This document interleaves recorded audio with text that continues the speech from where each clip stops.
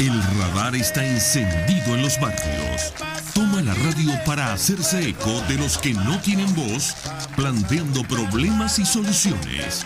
Es el radar de los barrios.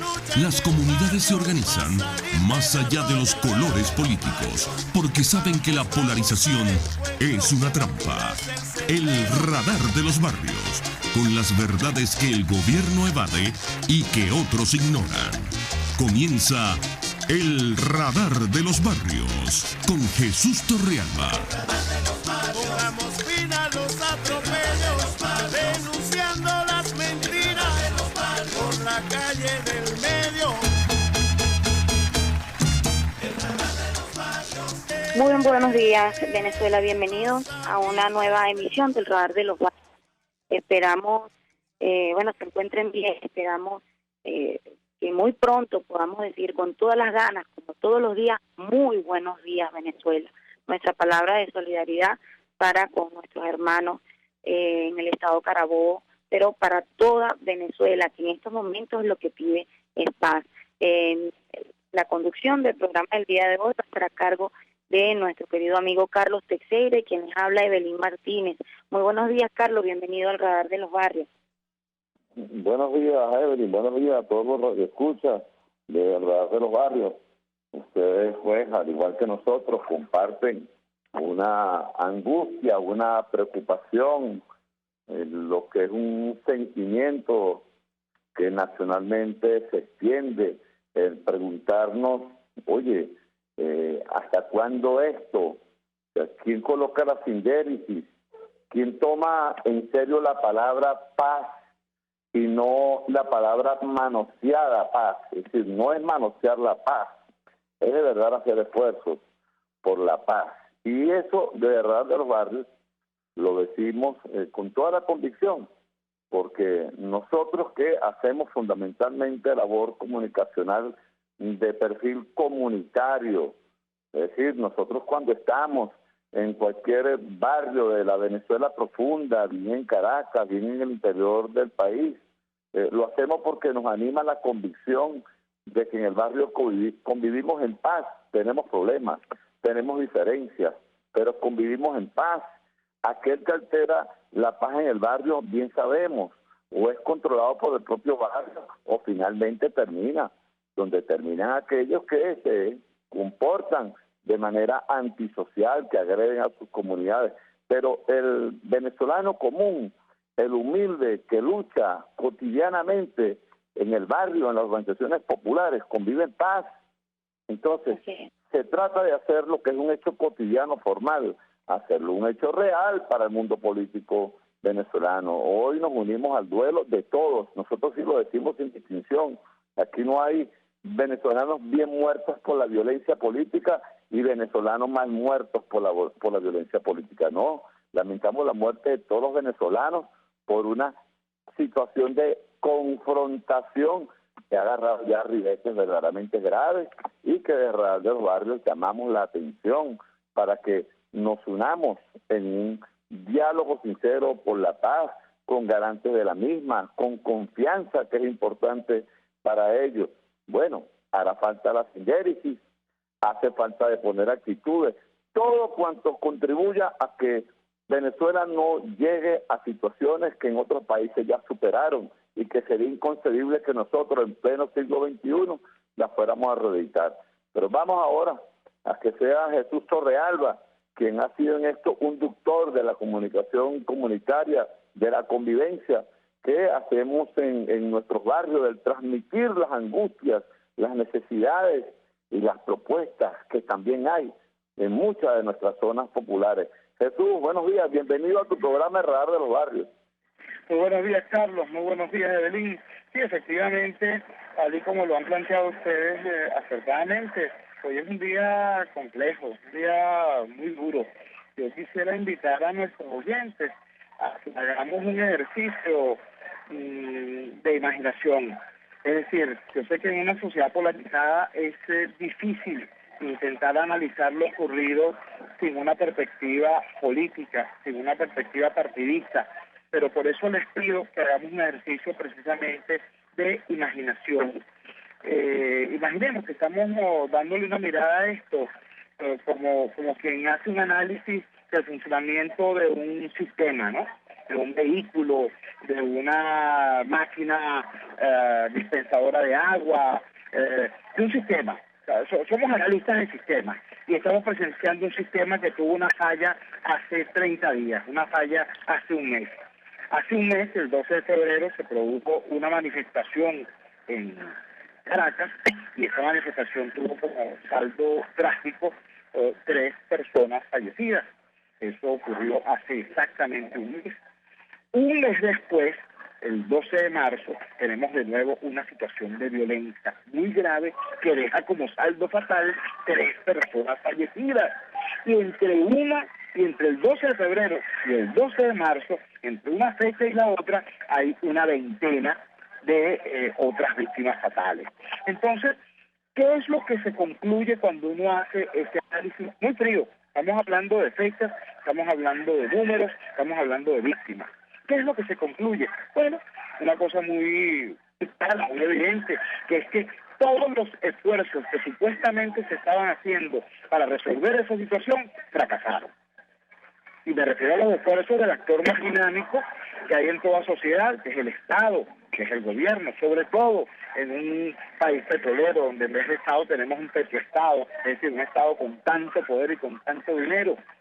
¿Qué hizo el gobierno del señor Maduro durante estos 30 días para cumplir con lo que es su deber constitucional, que es garantizar la vida, la seguridad de todos los ciudadanos? Bueno, hizo 2 cosas. Por un lado, ejerció la represión, que es una facultad del Estado.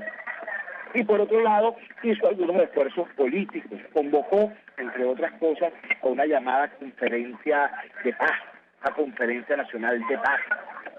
Esos fueron los esfuerzos que realizó el actor más dinámico de nuestra sociedad en este mes que transcurrió. ¿Cuáles fueron los resultados de ese esfuerzo? Un fracaso rotundo, y un fracaso que desgraciadamente se traduce en víctimas humanas, en vidas que ya no están. Es decir, tal día como hoy, 13 de marzo, pero hace un mes, estaban vivos todavía 24 venezolanos que ya no están. Hoy hay 25 familias venezolanas que en lugar de tener a sus integrantes completos, tienen una cicatriz, una ausencia, un dolor, un recuerdo, una víctima. Entonces, esa es la medida del fracaso de tanto los esfuerzos represivos como los esfuerzos políticos, para no decir demagógicos, del gobierno. Si ese fracaso nos cuesta tanto y nos cuesta a todos, porque fracasa el gobierno, pero los esfuerzos con el pueblo, fracasa Maduro, pero los esfuerzos los pone la ciudadanía. Si eso es así, entonces, ¿qué debemos hacer nosotros? Más allá de la queja, más allá del llanto, más allá del dolor, más allá del luto. ¿Qué debemos hacer? Bueno, en principio debemos intentar hacer en nuestros espacios comunitarios aquello que el gobierno no logra a nivel nacional, que es incrementar la posibilidad de diálogo, la posibilidad de convivencia, la posibilidad de construir espacios donde los hermanos miren a los hermanos como tales, y no como adversarios y mucho menos como enemigos. Eso que el gobierno no logra a nivel nacional, tenemos que intentar nosotros lograrlo a nivel de nuestros espacios, repito, la familia, la cuadra, el callejón, la esquina, el barrio, la comunidad. ¿Por qué? Porque las vidas que están en juego son las vidas nuestras, no es la vida de Maduro, no es la vida de la clase, de la cúpula politiquera. Entonces, en ese sentido, y quiero que quede muy claro esto, ¿no? Cuando nosotros desde el Radar de los Barrios hablamos de diálogo, no estamos hablando del diálogo con los emblemas de la polarización. Que nadie se imagine a Jesús Torrealba, o a Carlos Teixeira, o a Evelyn Martínez, o a cualquiera de los activistas del Radar de los Barrios haciendo antesala, a tomarnos una foto con la Foforito y hacer una declaración conjunta con los hipócritas de la política polarizada. No. Cuando nosotros hablamos de diálogo con nuestro prójimo, con nuestros hermanos, sean de la opinión política que sean opositores, sean chavistas, sean independientes, sean desaccionados de ambos polos, sean lo que sean, pero ese compatriota que como nosotros sufre la escasez, sufre la carestía, sufre la inseguridad y sufre también los excesos de la represión. No olvidemos pues que ayer de las víctimas fatales, de las 3 víctimas fatales, un guardia nacional que nos duele, porque es un venezolano. Las otras 2 víctimas, los otros 2 civiles, uno era un muchacho que ni siquiera estaba participando en la protesta, era estudiante universitario, pero no estaba participando en la protesta. Fue víctima de las balas de los grupos paramilitares que invadieron la vecindad de la Isabelica en Valencia. Y el otro, un señor de 42 años que estaba pintando su casa, nada más, nada menos. ¿Sí? Entonces el pueblo también sufre los embates de la represión. Los embates de la represión no los sufren únicamente quienes están encabezando las protestas de calle, quienes arman las barricadas, no, la represión se ha generalizado y ha terminado afectando a todo el pueblo, afectando hasta el punto de matar a gente que no está participando en tales protestas. Entonces, siendo ese el caso, ¿qué es lo que nos corresponde a nosotros como ciudadanos? Bueno, abrir el diálogo entre nosotros para fortalecer la convivencia entre nosotros, hacer nosotros lo que el gobierno ha demostrado que no sabe o no quiere hacer, que es garantizar la convivencia y ampliar de esa manera la posibilidad cierta de construir paz en este país, paz de verdad, no la paz demagógica de los habladores epistoladas que ponen los discursos porque saben que nosotros ponemos los muertos, saben que el pueblo pone los muertos. En ese sentido, queremos anunciar que nosotros sí estamos en conversación con numerosos dirigentes populares vinculados al oficialismo, algunos son militantes del PSUV, otros son militantes de organizaciones y movimientos sociales vinculados a la órbita del oficialismo. Nosotros estamos promoviendo el acercamiento de los dirigentes populares de cualquier signo político para promover la convivencia en los barrios, para tratar de evitar la violencia en los espacios comunitarios. Y también vamos a anunciar claramente que como este esfuerzo es un esfuerzo que trasciende, que rebasa, que son las competencias naturales de una organización como el Radar de los Barrios, ustedes saben, el Radar es básicamente un espacio para el compartir comunitario, básicamente un espacio para detectar razones para luchar entre todos por mejorar las condiciones de vida en los barrios. Pero esta otra cosa, esta otra tarea que nos estamos imponiendo rebasa el aspecto de lo meramente reivindicativo, nos mete en un tema que tiene que ver con lo público. La paz es un tema público, el combate a la violencia tiene que ver con lo público. Y eso, quien habla de lo público está hablando de lo político. Nosotros entonces anunciamos públicamente que estamos motorizando la construcción de un esfuerzo, de una corriente social que pueda promover este discurso auténtico de paz desde las bases, desde el pueblo. Un poco como lo decía ayer la maestra Luisa Pernalete de Alegría, construyendo paz desde la base. Y ese es un tema de políticas públicas, ese es un tema político, hablando de política con P mayúscula, con P de país, con P de pueblo. En ese sentido, hacemos este anuncio, ya veremos más detalles en los días, en las semanas próximas, y este va a ser no una corriente opositora, no una corriente oficialista, no, va a ser una corriente comunitaria, va a ser una corriente de pueblo, que va a reunir a todos aquellos que se sientan de verdad demócratas, de verdad revolucionarios y de verdad dispuestos a luchar por la paz de este país, por el progreso de este país, por la prosperidad de todos en este país, porque a diferencia del señor Héctor Rodríguez, quien lamentablemente ocupa el Ministerio de Educación en estos momentos, nosotros sí queremos que los pobres dejemos de serlo y que nos convirtamos en una grande y numerosa y poderosa clase media, que toda Venezuela sea clase media, que todos los venezolanos tengamos el nivel de vida que tiene la clase media.